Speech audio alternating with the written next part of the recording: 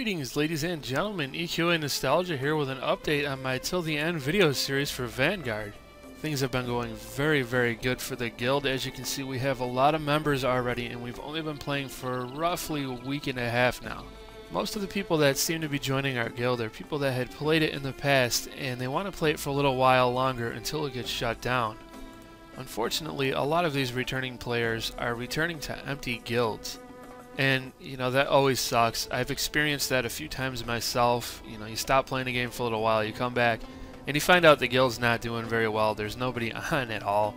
And sometimes they're just outright disbanded. I kind of refer to them as the Vanguard refugees, and it's always nice to offer them a guild to come to.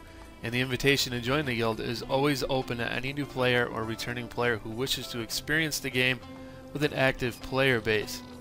Now, while quite a few of our members have started to move towards the end game phase, there are still plenty of people to group with pretty much for any level.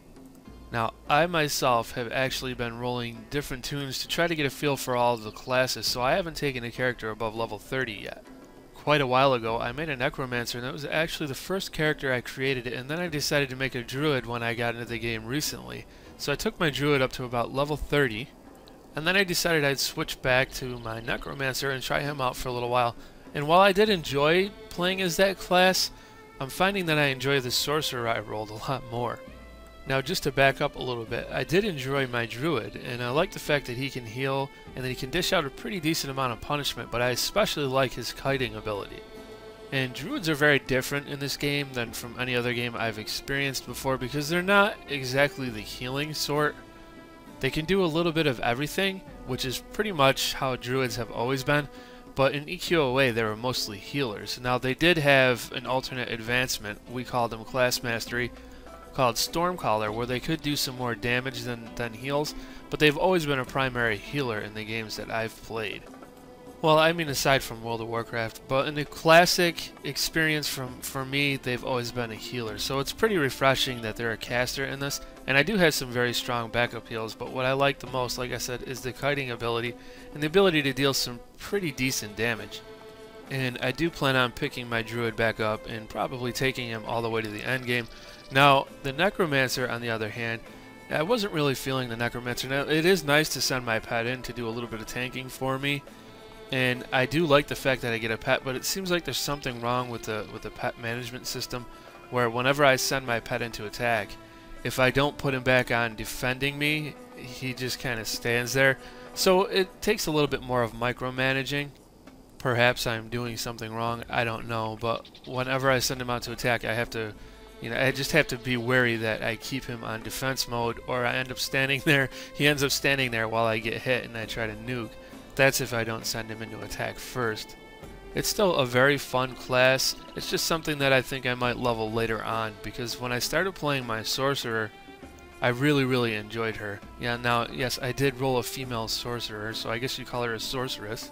Now, there are two reasons why I did that. The first being that I had a character named Majesta, and she was a mage during EverQuest Island Adventures, and the second being that I just kind of get tired of having the same gender. I like to mix it up a bit. So I went ahead and I rolled a gnome female, which I might add is a very brave thing to do, because as many of you in the MMORPG space are probably well aware, there is a stigma around gnomes. A lot of people don't like gnomes, and yeah, so that was a brave thing on my part, but I've been enjoying her a lot. She's very powerful, and she has been noted for being very OP, but that's okay, I don't really mind. I'm able to go out and solo very easily. I have a decent snare. It's weaker than my Druid snares, but I'm okay with that because I can dish out some serious punishment in a short amount of time. I have her currently up to, I believe, level 24. Now, since they've increased the experience, it's a lot easier to level your character so you can try out more things. And not only that, but I've been buying experience potions, so I've kind of been cheating, but it's alright because, you know, I want to get to the end game. I want to experience as much as I can. And I've actually heard people say that the game really picks up at level 30. Now, I don't know that much about the game yet. I'm still learning, but so far I've been having a lot of fun. I haven't been able to play as much as I would like to because I've been very busy lately, but when I do play, I'm always having fun. Now, there are a couple more classes I'd like to try out, and that is the Cyanicist. I hope I'm saying that right. and the ranger. Now I might try out the monk, bard, or rogue, I'm not certain, but I tend to stick to casters because I have a lot of fun with them. Now as far as I can tell and from what I gather, the psionicist is the enchanter of this game, and I've always thought that that was a very fun class to play as because they're kind of unique, they have some nice buffs, and they're also good at controlling things. I've heard they're quite powerful, and I can imagine being able to control the situation and deal out some damage would be very nice, and obviously they don't run out of power very easily, and that's kind of what I'm assuming, because in EQOA they were very good at mana regeneration. Now in terms of grouping up, we've kind of splintered off a little bit. We've got some people who've gone ahead further than others and some people that are divided, but like I said, there's always somebody to group with, whether it's just 2 or 3 people. It's easy to find a group in the guild, but at this point our groups don't appear to be so large as they were before when everybody was first starting out. But that's okay, because once we all get to the end game, I'm more than sure, we're all going to start raiding together, and that, my friends, is what I'm looking forward to the most. Okay, so that just about covers it for this week. Hopefully I will see you guys next week, and maybe I'll see you in the game. I thank you all for watching, and I look forward to seeing you in my next video.